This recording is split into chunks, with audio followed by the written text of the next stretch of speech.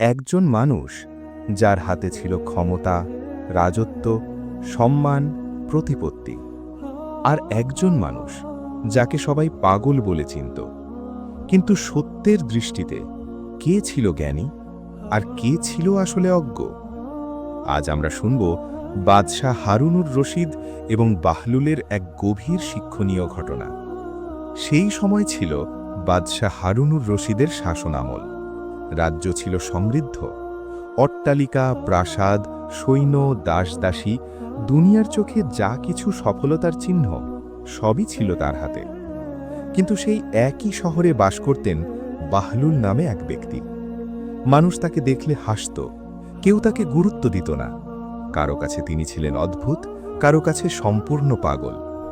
কিন্তু তার একটি অভ্যাস সবাইকে অবাক করত। তিনি অধিকাংশ সময় কাটাতেন কবরস্থানে। শহরের কোলাহল থেকে দূরে, মানুষের ভিড় থেকে দূরে তিনি বসে থাকতেন নীরব কবরগুলোর পাশে।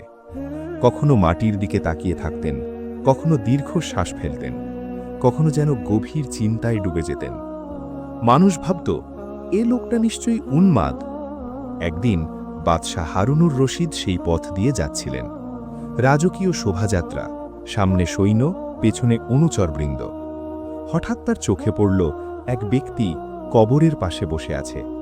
তিনি চিনতে পারলেন, এই তো সেই বাহলুল। বাদশাহ তাকে ডাক দিলেন, বাহলুল, ওহে পাগল, তোমার কি আর জ্ঞান ফিরবে না? এই কথা শুনে বাহলুল মাথা তুললেন, তারপর হঠাৎ উঠে দাঁড়ালেন। এরপর এমন এক কাজ করলেন যা দেখে সবাই হতবাক হয়ে গেল। তিনি নাচতে নাচতে একটি গাছে উঠে গেলেন। ধীরে ধীরে উঠলেন আর গিয়ে বসলেন গাছের মগ ডালে। সেখান থেকে উচ্চস্বরে বললেন, হারুন, ওহে পাগল, তোর কি কোনোদিন জ্ঞান ফিরবে না? এই কথা শুনে সবাই স্তব্ধ। বাদশাহ নিজেও বিস্মিত হয়ে গেলেন।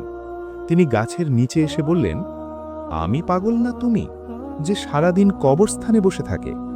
বাহলুল শান্ত কণ্ঠে বললেন, আমি বুদ্ধিমান। বাদশাহ বললেন, কিভাবে তুমি বুদ্ধিমান হলে?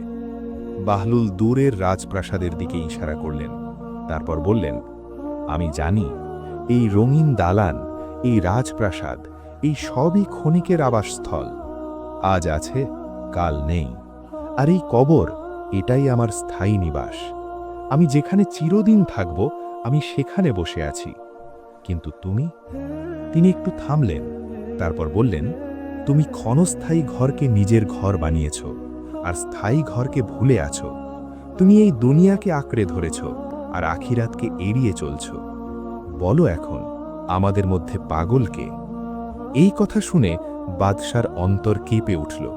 তিনি চুপ হয়ে গেলেন। কিছুক্ষণ আগে যে প্রশ্ন করেছিলেন, এখন সেই প্রশ্নই যেন তার নিজের দিকে ফিরে এসেছে। তার চোখ ভিজে উঠল। তিনি কেঁদে ফেললেন।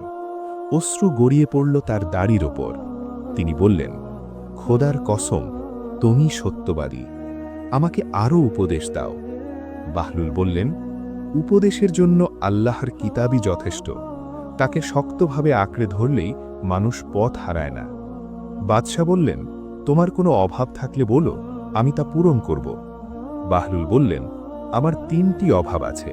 যদি পূরণ করতে পারো, আমি কৃতজ্ঞ থাকব। বাদশাহ বললেন, চাও, কি চাও? বাহলুল বললেন, মরণের সময় হলে আমার আয়ু বাড়িয়ে দেবে।